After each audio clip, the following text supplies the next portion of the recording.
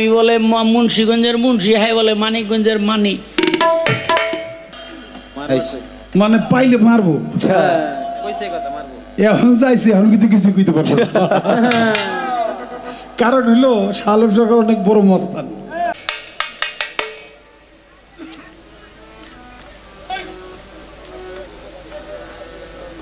এই আমি একটা প্রশ্ন করছিলাম যে রক্ত খাইয়া মানুষের রক্ত খাইয়া জান্নাতে যাইব, তার সেই ব্যক্তি কে? আমার ভাইয়ের একটা ছাত্র আছে, নাম হইল রাজু। ভাই কয় এটা তো ওরাই জানে। রাজু নিচে থেকে কয় আনাস আনাস। এই আবুল ভাই যে কইতে পারবো এটা তো আমি জানি, ওই এটা জানি তো জিগাইছি। এখন নিচে বয়ে বয়ে যে আনাস আনাস কলি, এই যে আমি কইলাম যে মুসলমানের ভাই কোন দিন থেকে হইল, আবুল ভাই কইল যে আমি জবাব দিয়া দিলাম, এখন কি কইবা? আমি কইলাম অর্ধেক কইছে অর্ধেক হয় নাই, বাকি অর্ধেক কি হয় নাই সেইটা যে করলি না। ও গেল কই? ওরে পিডামু কেন বলছি? আমার মূল পয়েন্ট ছিল মদিনায় যখন গেল, মক্কা হইল মুহাজের, মদিনা হইল আনসার। মুহাজের মানে ব্যবসায়ী, আনসার মানে কৃষক। এখন মদিনায় গিয়া কৃষকেরা তো কৃষি কাজ করে, যারা মুহাজের ব্যবসায়ী তারা তো আর কৃষি কাজ জানে না, পড়লো বিপদে। নবী কি করলো? সবার সাথে সবার, একজন মুহাজের একজন আনসার, ভাই পাতাইয়া দিয়া ঘরে ঘরে দিয়া দিল। কিন্তু হযরত আলীর কোনো ভাই রাখলেন না। তখন হযরত আলী মনে মনে চিন্তা করে, আমার মনে হয় না খাইয়াই থাকতেইব। তখন রাসূলের কাছে গিয়া ফরিয়াদ জানাইল, ইয়া রাসূল আল্লাহ, আপনি আমার জন্য কোনো ভাই রাখলেন না, আমার উপায় হবে কি? তখন রাসূল আসমানের মধ্যে হাত হযরত আলীর উঁচু করে বুকের মধ্যে টান দিয়া নিয়া বলছিল যে আলী, তোমাকে আমি ভাই দেই নাই কেন জানো? বলে কেন? বলে মদিনার মধ্যে তোমার ভাই হওয়ার উপযুক্ত কেউ নাই। এটা হইল এক। আর দ্বিতীয়ত হইল আমি তোমাকে রাখছি আমার নিজের ভাই বানানোর জন্য। এই কথা বলে বুকের মধ্যে টান দিয়া জড়াইয়া ধরলো। এই জন্য ভাই আমি আবুল ভাই প্রশ্নটা রাখছিলাম। এখন আপনি আমার ভাই, আমি আপনার ভাই। আপনি যদি আমার বাপ হইতেন তাও আপনি আমার ভাই। এটা তো হাদিসে কয়, আমি কই না। কি করেন আপনারা? এই জন্যই আমি এই প্রশ্নটা রাখছিলাম। রাজুয়া গেল কই? এ রাজুয়া, যাক। হ্যাঁ, বিচ্ছেদ গাইলে তো মনে করেন এতক্ষণে মাঠ ফাঁকা থাকতো, ও আমরা জানি। কেউ বিচ্ছেদ গাইলে আর আপনারা থাকতেন? একটা মানুষও থাকতেন না, সব যাইতেন গা। হ্যাঁ, ওই যে আরেকজনে বিচ্ছেদের নাম হইনা যাইতেছে গা। এই বহেন, কি আর বিচ্ছেদ? বহেন আপনি।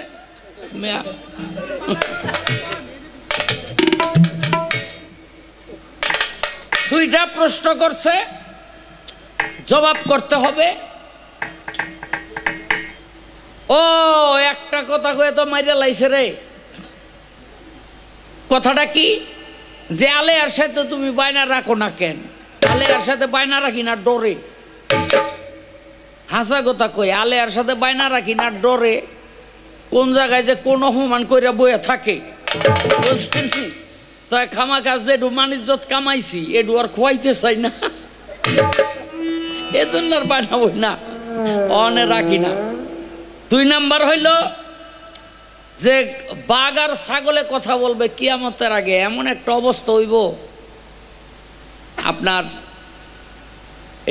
ওই সময়ে বাঘ তার ক্ষুধার কথা ভুলে যাবে, ছাগল যে অন্যের বাঘের খাবার সে তার সেই কথা ভুলে যাবে এই পৃথিবীর দৃশ্য দেখে। তখন দুইজনে গল্প করবে, ভাই রে পৃথিবী মনে হয় আর থাকবে না, কারণ বাঘের ক্ষুধা বিলুপ্ত হয়ে যাবে, ছাগলের ভয় দূর হয়ে যাবে। যেই কথাগুলো আল্লাহর রাসূল বলেছিলেন, আর ঠিক ঠিক তখন তাই হবে।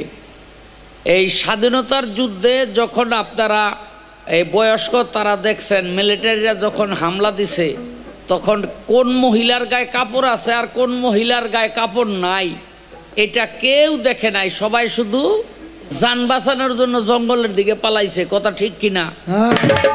হ্যাঁ, কাপড় আছে না নাই কেউ খেয়াল করে নাই।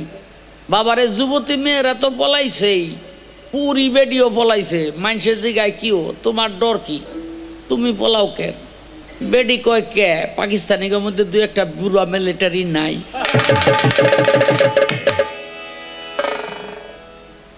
বুঝলেন নি, ডর সবারই আছে। যাই হোক, আরেকটা প্রশ্ন আছে, ইনশাল্লাহ জবাব করবো, একটা গান গেয়ে লই।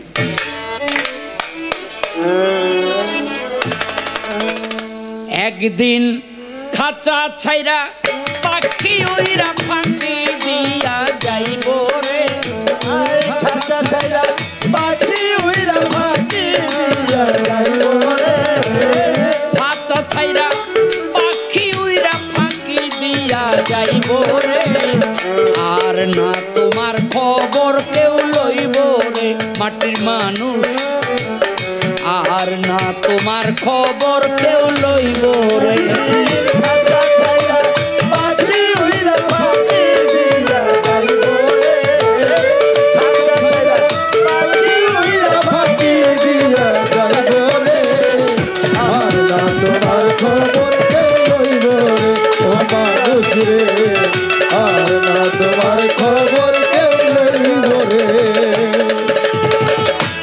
পরবাসে এসেছিলে তুমি পরবাসী, মরার সঙ্গে সঙ্গে হইয়া যাইবা কবরবাসী।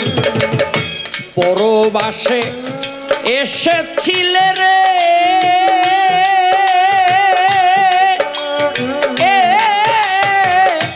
তুমি পরবাসী, মরার সঙ্গে সঙ্গে হইয়া যাইবা কবরবাসী। অন্ধকার কবরে থাকবে অনন্ত কাল, জানিতে চাইবে না কেহ তোমার কি যে হাল। অন্ধকার কবরে থাকবি অনন্ত কাল, জানিতে চাইবে না কেহ তোমার কি যে হাল। তোমার এই দুনিয়ার এই মালামাল চিরদিনকে খাইব রে, আমার এই দুনিয়ার এই মালামাল চিরকালকে খাইব রে, এই দুনিয়ার এই মালামাল চিরকালকে খাইব রে, আর না তোমার খবর কেউ লইব রে মাটির মানুষ রে, আর না তোমার খবর কেউ লইব রে। একদিন খাঁচা ছাইরা পাখি উইরা ফাঁকি দিয়া যাইব রে, খাঁচা ছাইরা পাখি উইরা ফাঁকি দিয়া যাইব রে, আর না তোমার খবর কেউ লইব রে ও মানুষ রে, আর না তোমার খবর কেউ লইব রে। যারে নিয়া সারা জনম বাঁধলে তুমি ঘর, সে তোমার এক পলকে কইরা দিবে পর। যারে নিয়া সারা জনম রে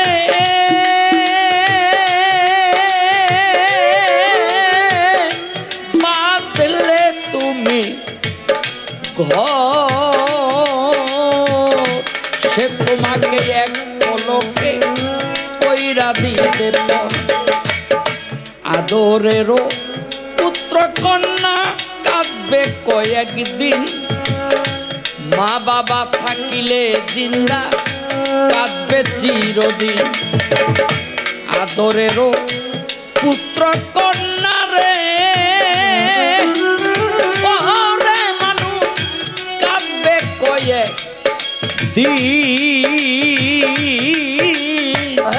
মা বাবা থাকিলে জিন্দা কাঁদবে চিরদিন। তুমি মমিন কিবা হও না কমিন, মরতে একদিন হইব রে, তুমি মুমিন কিংবা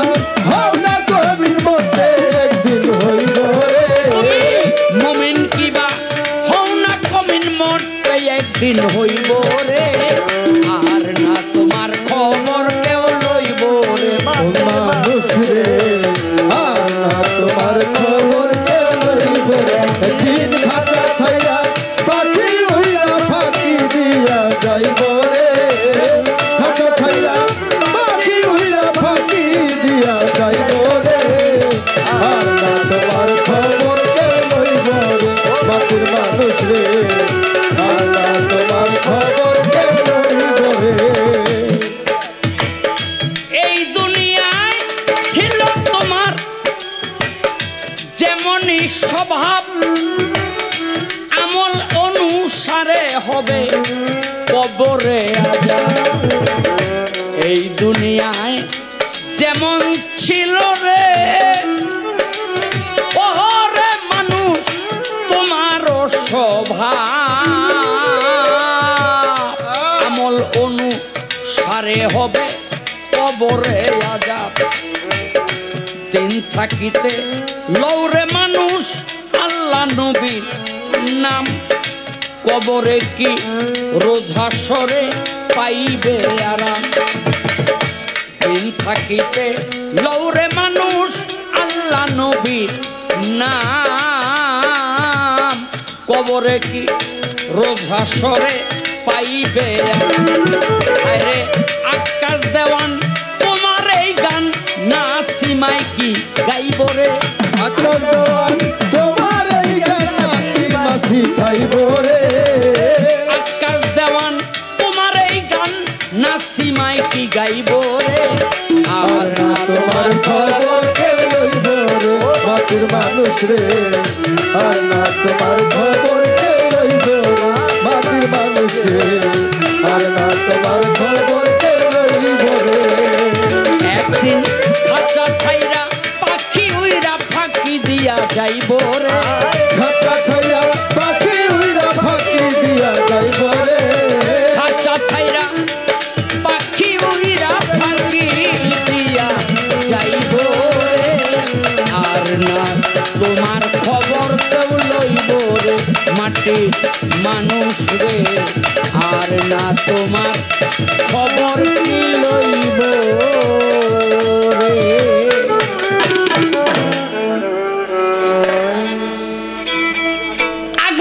সৌভাগ্য জেলা পর্যায়ের একজন নেতা আমাদের সামনে উপস্থিত, তো এই সুযোগটা আমি ছাড়তে রাজি না। সেই সুযোগটা কি, আমার অনেক দিনের একটা দাবি, বাংলাদেশে 500 আসনের পার্লামেন্ট চাই। আর কোনো এমপি সংসদ সদস্য বেতন ভাতা পাবে না, গাড়ি সুবিধা পাবে না।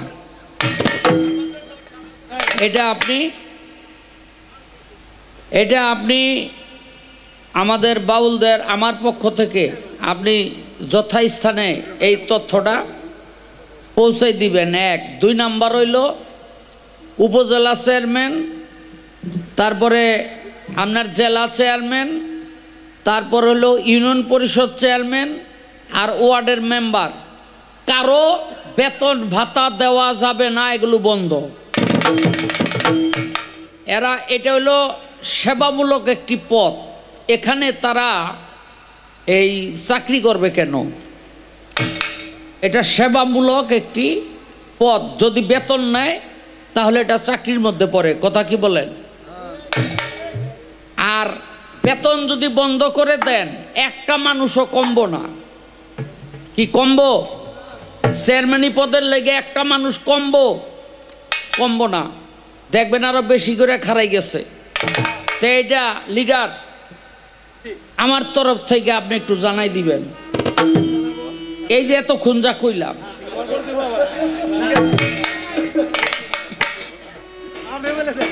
বুঝলেন?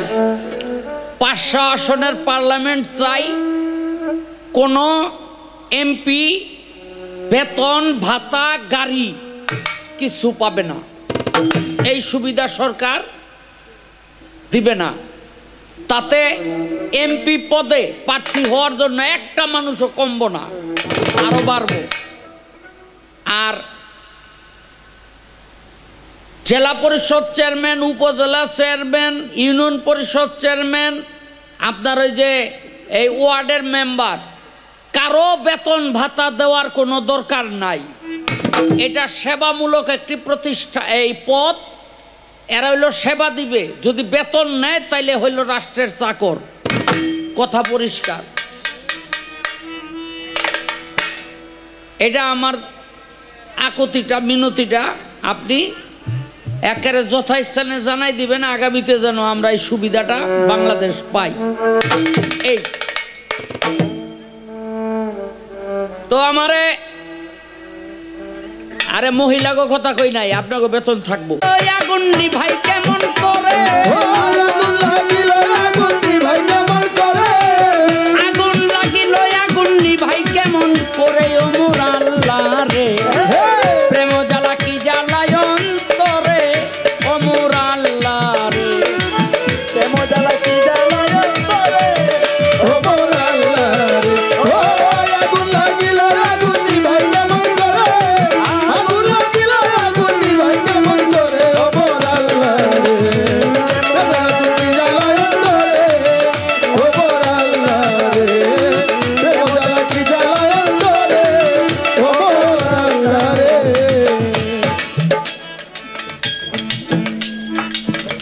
একটা সাগর থেকে আগুন বাহির হইয়া মানুষকে দৌড়াইতে থাকবে, শোনেন মন দিয়া। এই যে পারস্য উপসাগর, এই পারস্য উপসাগর থেকে পানি দুই ভাগ হইয়া অথবা শুকাইয়া একটা আগুনের গোলা বাহির হবে। এই আগুনের গোলাটা বাহির হইয়া মানুষকে দৌড়াইতে থাকবে। মানুষ যখন পেরেশান হয়ে যাবে, আগুনটা থামিয়া যাইব, মানুষও আবার স্থির হয়ে যাইব, মনে করবো আগুন মনে হয় আর এদিকে আইব না। কিন্তু একটু বিশ্রাম নেওয়ার পরেই আগুন আবার দৌড়ানি দিব, মানুষও দৌড়াইব। এই দৌড়াইতে দৌড়াইতে দৌড়াইতে দৌড়াইতে মানুষগুলোরে সব একদিকে চাপাইয়া লাইব। সেদিন মক্কার মদিনা হয়ে যাবে জনশূন্য, কোনো মানুষ থাকবে না। বারবার ভূমিকম্প হবে, ভূমিকম্পের কারণে মক্কা মদিনা মানব শূন্য হয়ে যাবে, জনশূন্য হয়ে যাবে। সেই আগুন একটা সময় এসে নিষ্ক্রিয় হয়ে যাবে, আর মানুষকে দৌড়াইবে না, মানুষ হাত ছেড়ে বাঁচবে যে এইবার বুঝি আমরা বাঁচলাম। এই আগুনের একটা বৃহৎ আলামত, এটা কিয়ামতের রাসূল করিম সাল্লাল্লাহু আলাইহি ওয়াসাল্লাম বর্ণনা করছেন। এরা হাসরের দিন এক ব্যক্তি কিছু মানুষরে ধাক্কাইয়া ধাক্কাইয়া জান্নাতের মধ্যে দিয়ে দিব। সেই ব্যক্তি জিন না, ইনসান না, দেও না, দৈত্য না, দানব না, ফেরেশতা না। আমি জানতে চাই ওই ব্যক্তি কে? তুই ঠিক করি পারিস না। শোন, মারামারি হইতেছে আবুল ভাইয়ের লগে আমার লগে, বুঝলিনি? এই কথাটা ভালো করে খেয়াল করবেন। দেও না, দানব না, ফেরেশতা না, মানব না, ওইটারে কি কয়? এই জিন না, দৈত্য না। কিন্তু ধাক্কাইয়া ধাক্কাইয়া মানুষগুলিরে জান্নাতের মধ্যে দিয়ে দিব। এখন জান্নাতের মধ্যে যে দিয়ে দিব, এই জান্নাতে দেওয়ার মালিক হইল আল্লাহ আর আল্লাহর রসুল। অন্য কারো কিন্তু সুপারিশ চলবে না। তাইলে করবেন পীরলি গাউস কুতুব। হ্যাঁ, পীরলি গাউস কুতুব যারা, তারা ওই নবীর সামিয়ানা তলে তাদের ভক্তবৃন্দ নিয়ে উপস্থিত হবে, তাদেরও কোনো ভয় থাকবে না।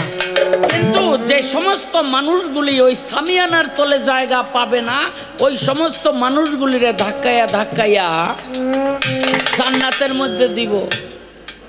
ফেরেশতারা কইব, এই তুই কে? ফেরেশতারা কইব, এই তুই কে? তখন ওই ব্যক্তি বলবে, আমি আল্লাহর ছোট আর নবীর বড়। আমি আল্লাহর ছোট আর নবীর বড়। আমি জানতে চাই আল্লাহর ছোট নবীর বড় এই ব্যক্তি কে?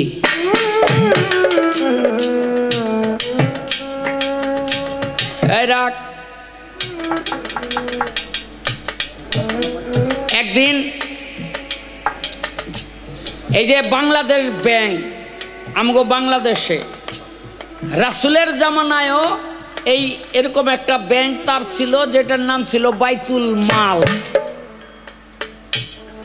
এই বাইতুল মালের মধ্যে নিযুক্ত করলো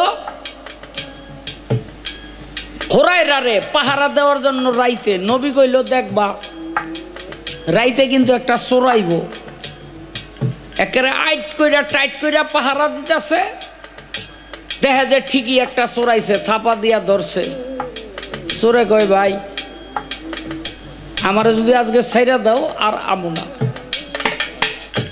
তয়ার মন দিছে ছাইরা নবী কয় কিছে কয় ঠিকই রাইতে একটা চোরাইছিল কয় কি করছো কয় ছাইরা দিছি কয় দেখবা চোরটা আজকে আইব হ থাপাদা ধরছে এই চোর কালগানা কইছিলে আবি না আজকে আবার আইছ কয় ভাই আজকেও ছাইরা দাও আমি আর আগামী গেলামও না ওই ব্যক্তি কয় ঠিক আছে ছেড়ে দিলাম হুরায়রা কয় ছেড়ে দিলাম নবী দিনের বেলা কয় কি হয়েছে কয় চোরটা আবার হয়েছিল আমার নবী কয় দেখো চোরটারে তো ছেড়ে দিছ ওই চোর কিন্তু আজকে রাইতো আইব ঠিক রাইত গভীরে আইছে মাল চুরি করার জন্য আর থাবাদা ধরছে তোরে ছাড়তাছি না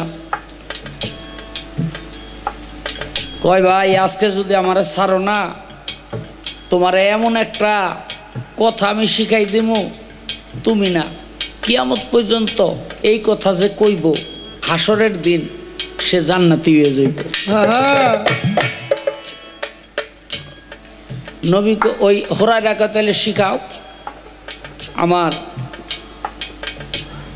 দিনের বেলা নবী প্রশ্ন করে হুরায়রা আজকে কি কেউ আইছিল কই চোরটা আইছিল কয় কি করছো কয় ছেড়ে দিছি কয় সাল্লা কেন কয় ওই ব্যক্তি কইছে এমন একটা কথা আমারে শিখাই দিব যেই কথা কেউ কইলে হাসরের দিন কিয়ামত পর্যন্ত মানুষ জান্নাতে যাবে ওই কথাটা আমারে শিখাই দিয়া গেছে আমার নবী কয় ঠিক ঠিক ঠিক আমি জানতে চাই চোরে হুরায়রারে কি কথা শিখাই দিয়া গেল যেই কথাটা দুনিয়ার মানুষ পাঠ করলে আমল করলে রোজ হাসরের দিন ওই কথাটাই ওই ব্যক্তিরে জান্নাতে লয়ে যাইব এটা কিডা আগুন লাগিলে আগুন নিভাই কেমন করে আগুন লাগিলে আগুন নিভাই কেমন করে মোর আল্লাহ রে ওটা লাগি জ্বালায় করে ও মোর আল্লাহ রে ওটা লাগি জ্বালায় করে ও মোর আল্লাহ রে ওটা লাগি জ্বালায় করে ও মোর আল্লাহ রে অনেক কথা লইয়া উঠছিলাম আমার কাদের ভাই যখন নিষেধ করলো কোনো কথাই আর তারে কইলাম না নাইলে আমি বলে মুন্সিগঞ্জের মুন্সি হ্যাঁ বলে মানিকগঞ্জের মানিক বিয়া শাদি করলে এই মুন্সি লাগে মানিক লাগে না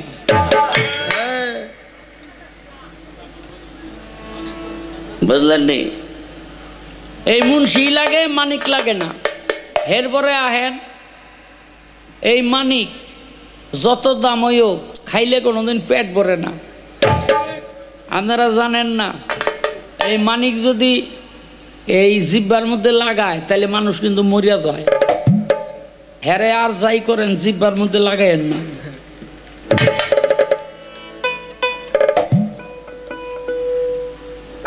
এই আরেকটা প্রশ্ন করি রে এই নফসের মধ্যে টুপি পরিয়া হাসরের দিন উঠবো কি জানা দরকার আছে কি না তোর হ্যাঁ মাথায় টুপি এটা তো মনে করেন কেউ উঠতেই পারে আমরা টুপি দেই কিন্তু নফসের মধ্যে টুপি দিয়া হাসরের দিন কেউ উঠবে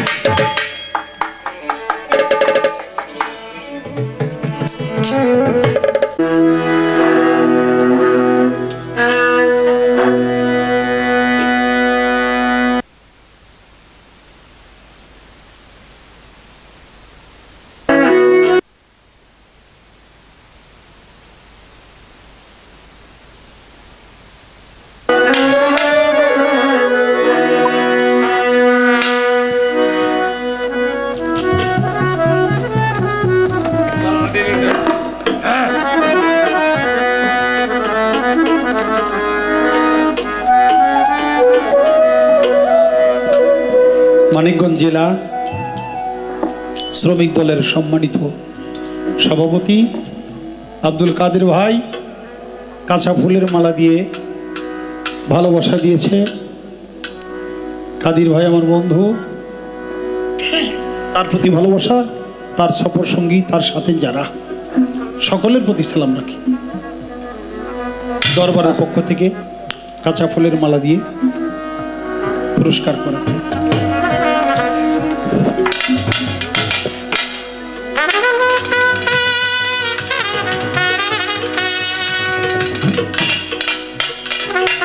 বাবা,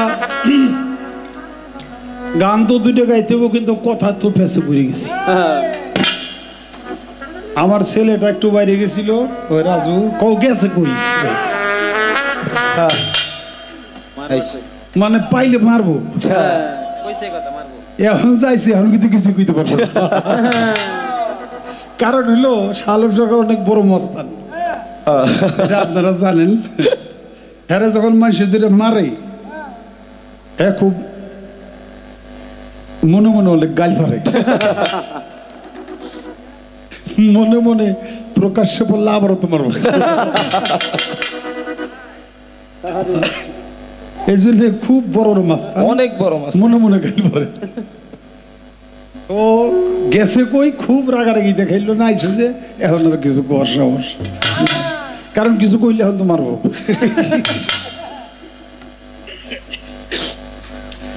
জিজ্ঞেস করছে, জবাব দিব, কিন্তু কয় আমি মুন্সিগঞ্জের মুন্সি আছি, আরে মানিকগঞ্জের মানিক।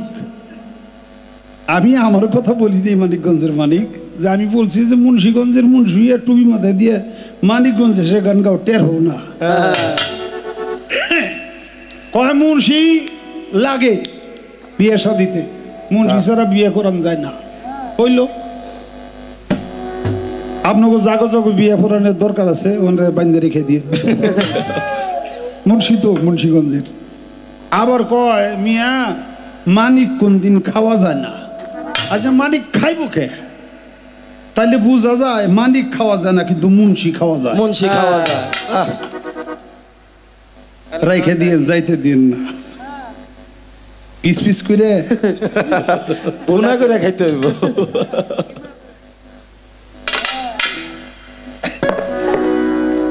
হাসরের মাঠে এক ব্যক্তি ধাক্কায় ধাক্কায় মানুষদেরকে জান্নাতে নিয়ে যাবে,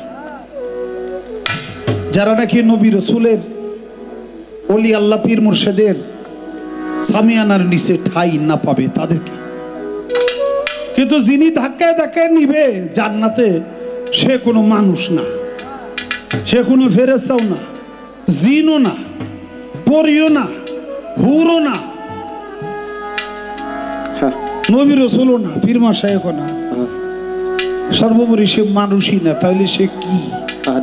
এর কারণটা কি? সেই পাওয়ারটা পেল কোথায়? আমার নবী পথিমধ্যে দাঁড়ানো মনে মনে কয় যে রোকানা আমাদের এলাকার, আমাদের দেশের এত বড় একটা পালোয়ান, সে যদি ইসলাম ধর্মটা কবুল করতো, তাহলে আমি ইসলাম ধর্মটা প্রকাশ্যে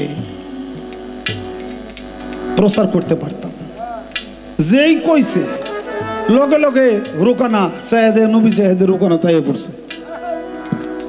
রোকানা ডাক দিছে, রোকানা তোমার শরীরে মহান আল্লাহ তাআলা অনেক শক্তি দিছে, তুমি মস্ত বড় পালোয়ান, তুমি যদি ইসলামের খেদমত করো তার বিনিময়ে তুমি জান্নাত পাবে। তো রোকানা বড় বড় চোখ করে চেয়েছে, মুহাম্মদ তুমি কার সাথে কথা কইতেছ সিনু? কয় হ্যাঁ, তুমি তো মস্ত বড় একজন পালোয়ান। আমি এত বড় পালোয়ান জানার পরেও আমার তুমি এই কথা কও, আমার বাপ দাদার ধর্ম নষ্ট করতে কও, এত বড় সাহস তুমি পাইলা কই? কয় আল্লাহর হুকুম, সেই হুকুমই তো আমি বলি। তাহলে তোমার সাথে আমার একটা বাজি লেগে যাই, বাজিতে যদি আমার হারাইতে পারো বিশ্বাস করব তুমি আল্লাহর নবী। বাজিটা কি? আমার সাথে কুস্তি খেলবা, কুস্তি খেলে যদি আমার হারাইতে পারো তাহলে আমি তোমার ধর্মটাকে স্বীকার করব।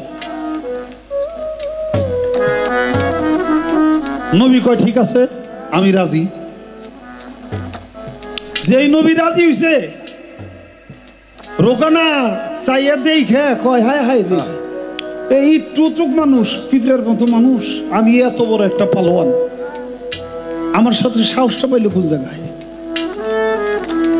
খালি একটা বার ধর মোহাম্মদ, দেখ মাটির মধ্যে মনে একটা জাতা দিমু 70 গজ মাটির নিচে ধরে কুইতা রাখুন, আর জানি কারো বাপ দাদার ধর্ম নষ্ট করতে না পারস।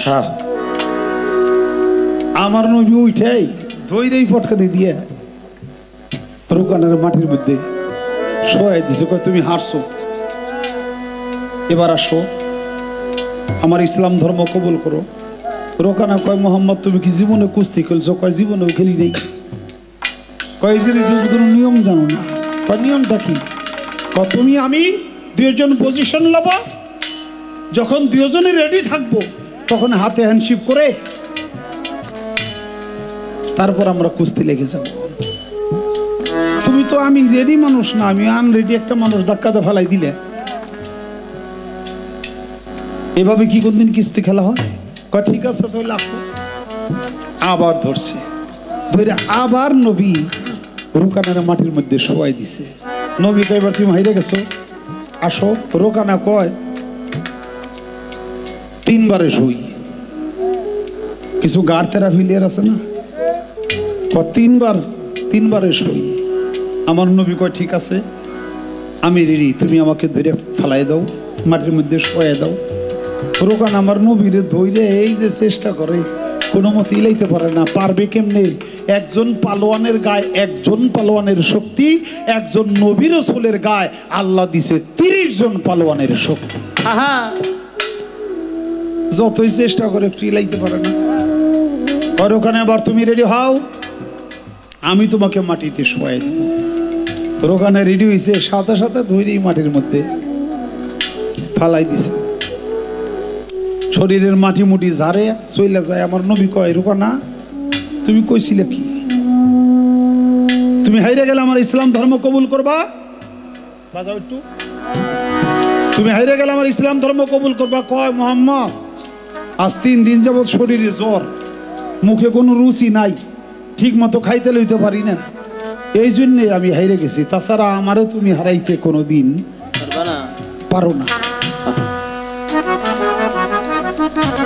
আমার নবী কয় রোকানা কি করলে তুই বিশ্বাস করবি সত্যিকার আমি আল্লাহর নবী?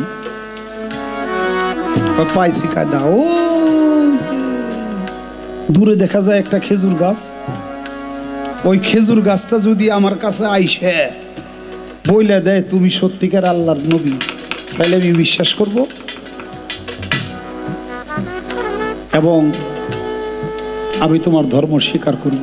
মনে মনে কয় গাছ কোনদিন হাঁটতেও পারে না, গাছ কোথাও কইতে পারে না, ওটা আসবও না, কইবও না, আমি মুহাম্মদের ধর্ম স্বীকারও করুম না।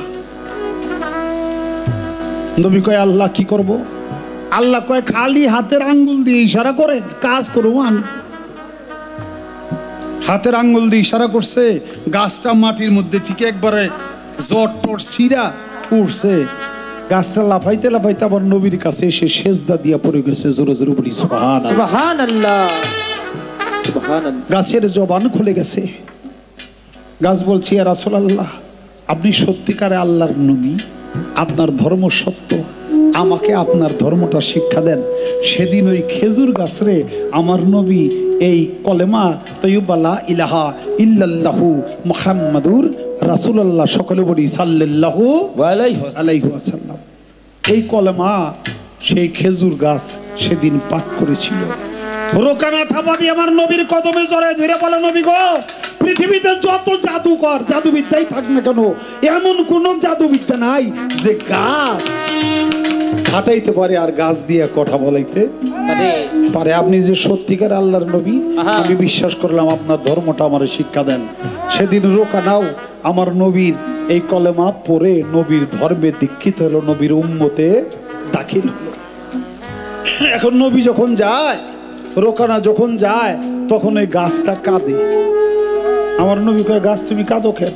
কয় কাঁদি এই জন্য আপনার মহব্বতে, আপনার সহব্বতে আপনার ধর্ম স্বীকার করলাম, আমার তুই আপনি যাইতেছেন, আমি সেই বেদনায় কাঁদি। আমার নবী কয় রোকানা ধরো গাছটা, গাছটা লইয়া যাইতে যাইতে গেছে মসজিদে নববতী। এই নববীতে যাইয়া এই গাছটারে আবার মাটি গর্ত কইরা তারপরে গাছটারে পুঁতে রাখছে। এখন নবী শুক্রবারে যে জুমা দেয়, জুমা খুতবা দেয়, এই খুতবা দিতে গেলে নবী এই গাছের সাথে হেলান দিয়া ভর কইরা তারপরে খুতবা দেয়। এইভাবে অনেকদিন চললো। ওই গাছটির নাম রসুল রেখেছিল উস্তনে হান্নান। ওই খেজুর গাছের নাম উস্তনে হান্নান। অনেকদিন পার হয়ে গেল। নবীর সাহাবারা কয় আমরা যে জায়গায় দাঁড়াই নবীও সেই জায়গায় দাঁড়ায়, নবীর সম্মান ক্ষুণ্ণ হয়ে যায়।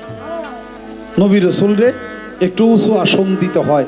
তখন মসজিদে একটা মিম্বর বানাইল সর্বপ্রথম।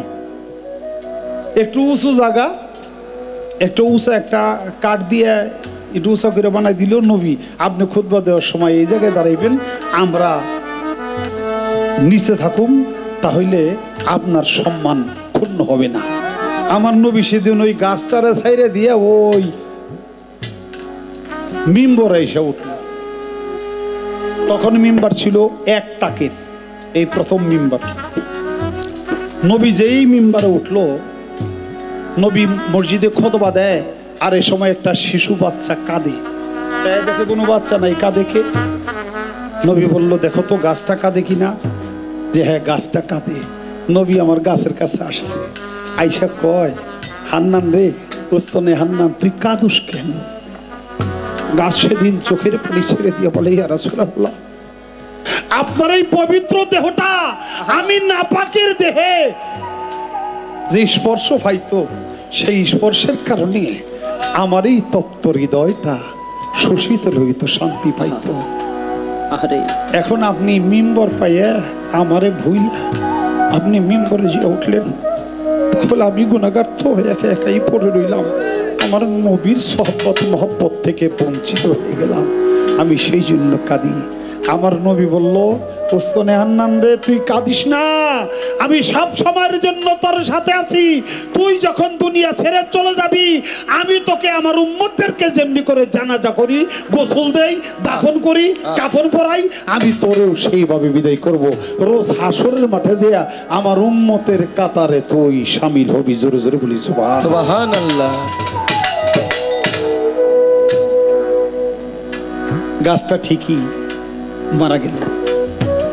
আমার নবী সেই গাছের গোসল দিয়া, কাফনের কাপড় দিয়া কাফন বানাইয়া, মানুষ যেমন জানাজা করে সেই জানাজা করিয়া মানুষ যেমন কবরস্থ করে, ওই উস্তনে হান্নান গাছটাকে ওইভাবে মাটি দিয়েছিল।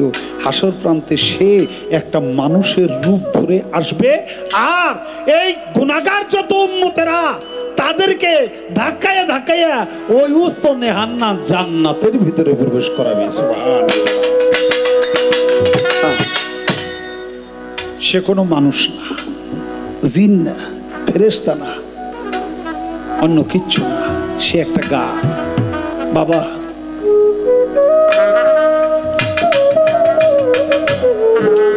তাই পৃথিবীতে তুমি নবী রাসূলদের, ওলি আল্লাহদের, সাধুগুরুদের সঙ্গী হয়ে যাও, তাদের সংস্পর্শে তোমার এই পাপ দেহটা একদিন মুক্ত হবে।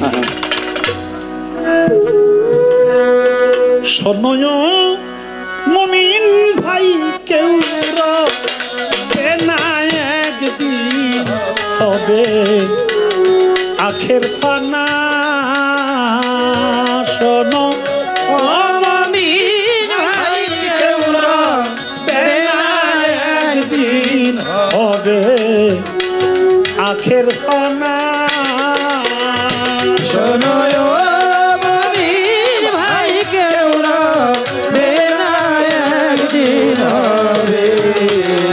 আখের ফানা। শোনো মমিন ভাই, কেউ রবে না একদিন, হবে আখের ফানা। একদিন হবে আখের ফানা রে ও ভাই, একদিন হবে আখের ফানা রে।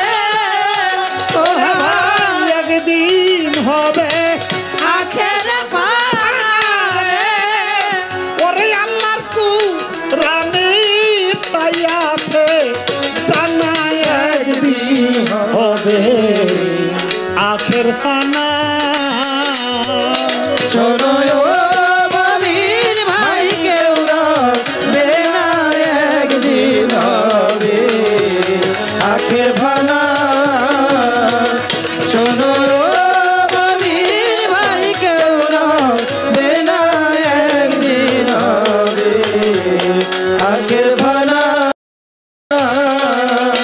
ওরে তাই রোজা করো নামাজ পড়ো ওহে আমার করো পড়ো নবী বলে ওরে হায় রোজা রাখো নামাজ পড়ো পড়ো নবী কালেমা হায় রোজা রাখো নামাজ পড়ো পড়ো নবী কলেমা নবী বিনে রোজা চলে রে ও ভাই নবী বিনে রোজা চলে রে ও ভাই নবী বিনে রোজা চলে রে ওরা পাপি উম্মতের ভার কেউ নেই বেলা একদিন হবে আখের ফানা শোনো মমিন ভাই কেউ বেলা একদিন হবে আখের ফানা শোনো মমিন ভাই কেউ বেলা একদিন হবে আখের ফানা আরে ওই দিন সূর্যের তাপে আকাশ জমি হবে রে ভাই পামায়া ওরে ওই দিন সূর্যের তাপে আকাশ জমিন ওরে রে ভাই তামায়া হায় হায় সূর্যের তাপে আসমান জমি হবে রে ভাই পামায়া আরে উম্মতেরই কষ্ট দেখা রে উম্মতেরি কষ্ট দেখা রে উম্মতেরই কষ্ট দেখা রে ওরে কাঁদতে নবীর পিঠি মাথা তেমায়া একদিন হবে আখের পানা শোনো মমিন ভাই কেউ বেলা একদিন হবে আখের পানা শোনো মমিন ভাই কেউ বেলা একদিন হবে আখের পানা সেই দিন মা ফাতেমা কেন্দ্রে বলবে ও হ্যাঁ আমার রাব্বানা সেদিন ফাতেমা কেঁদে গো বলবে ও আমার রাব্বানা সেই দিন মা ফাতেমা কেন্দ্রে বলবে ও হে আমার রাব্বানা আমার হাসান হুসানের দাবি চাই না রে আমার হোসেনের দাবি চাই না রে ওরে আমার হাসান হুসানের দাবি চাই না রে ওরা সম্মান করো উম্মতের না একদিন হবে আখের ফানা শোনো মমিন ভাই কেউ বেলা একদিন হবে আখের ফানা শোনো মমিন ভাই কেউ বেলা একদিন হবে আখের ফানা শোনো মমিন ভাই কেউ না একদিন হবে আখের ফানা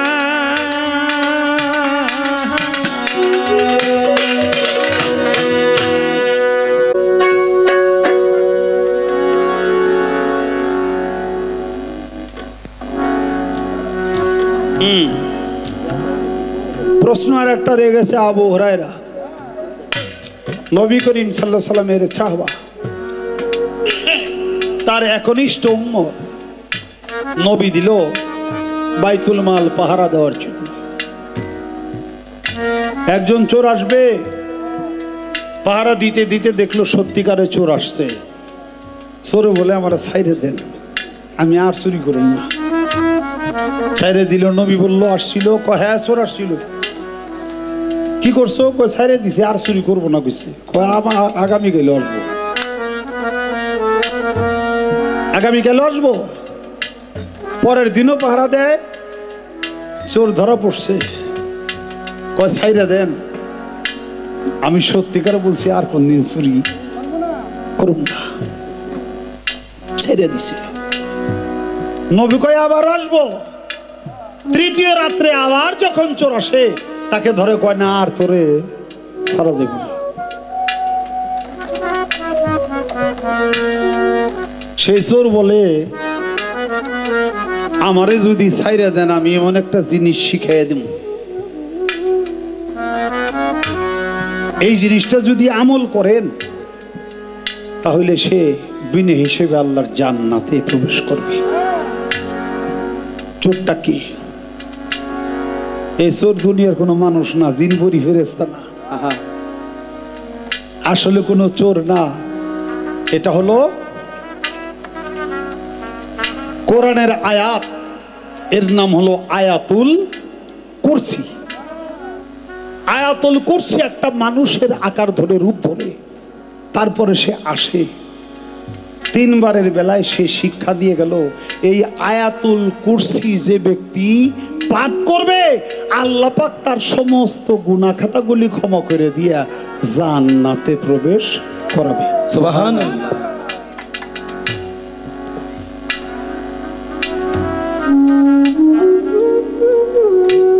ও আর একটা প্রশ্ন করছে, রোজ হাসরে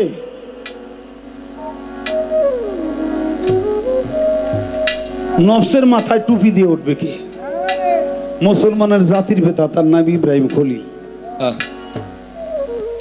কারণ ইব্রাহিম খলিল রে আল্লাহ তাআলা সর্ব শরীরটা আল্লাহর জান্নাতি পোশাক দিয়া আবৃত করবে। সবাই থাকবে উলঙ্গ, আর জান্নাতি পোশাক দিয়া ইব্রাহিম খলিলকে আল্লাহ তাআলা সেদিন সম্মানিত করবে। তাই একেবারে সারা শরীরটা তার ঢাকা থাকবে, নফসের মাথায়ও টুপি থাকবে। টুপি মানে হলো ঢাকনা, এটা বুঝবেন আস্তে। টুপি অর্থ হইল ঢাকনা। ঢাকনাটা কি? এই বাজেও না। ঢাকনাটা কি? ঢাকনা হলে যেমন একটা ঔষধ তরল, এই ঔষধের মুখেই যে ঢাকনা, পানির বোতলটা, পানিটা ঢাকনা থাকলে পড়ে যাবে নাকি? এই জন্যে ঢাকনা হলো টুপি, এটা দিয়ে আটকায় রাখা হয় যেন এটার পানি এটার মধ্যেই থাকে, যত্রতত্র পড়ে না যায়। এই ঢাকনার নাম হলো টুপি। আল্লাহর নবীরা, বিভিন্ন নবী রাসূলরা এই ঢাকনাটা, এই টুপিটা বিভিন্ন জায়গায় দিতে বলেছে। কোন কোন নবী বলছে চোখের মাথায় টুপি দাও, কারণ তোমার চোখের মাথায় টুপি দিলে তুমি এই চোখ দিয়ে খারাপ কোনো কিছু দেখতে পারবা না। না। কোন কোন ব্যক্তি বলছে তোমার হাত পায়ের মাথায় টুপি দাও। যদি হাত পাকে এইভাবে ঢাকনা পরানো হয় তাহলে হাত পাও দিয়ে সে কোনো খারাপ কাজ করতে পারবে না। না। ইব্রাহিম খলিল বলছে তুমি নফসের মাথায় টুপি দাও, কারণ নফসের মাথায় টুপি দিলে নফস দিয়ে তুমি খারাপ কাজ করতে পারবা না। না। এই ঢাকনার নাম হলো টুপি। আর আখেরি জামানার নবী হযরত মুহাম্মদ সাল্লাল্লাহু আলাইহি সাল্লাম তিনি বলছে তোমরা মাথায় টুপি দাও, কারণ মাথায় হলো ব্রেন, মাথায় হলো গিলু। এই ব্রেন থেকে সর্ব অঙ্গ প্রত্যঙ্গ তোমাকে সার্ভিস দেয়, তাই তুমি লড়াচড়া করতে পারো। তাই মাথায় যদি টুপি দাও, টুপি থাকে, তাহলে তুমি সর্ব অঙ্গের কোন অঙ্গ দিয়ে খারাপ কাজ করতে পারবা না। এই জন্য নবী বলছে মাথায় টুপি দাও। আমি বলার জন্য চেষ্টা করলাম, রাত্র গভীর, অনেক রাত্র হয়ে গেছে, মনে হয় আর কোনো প্রশ্ন করার প্রয়োজন নাই। আমার বাজানের লেখা একটি গান।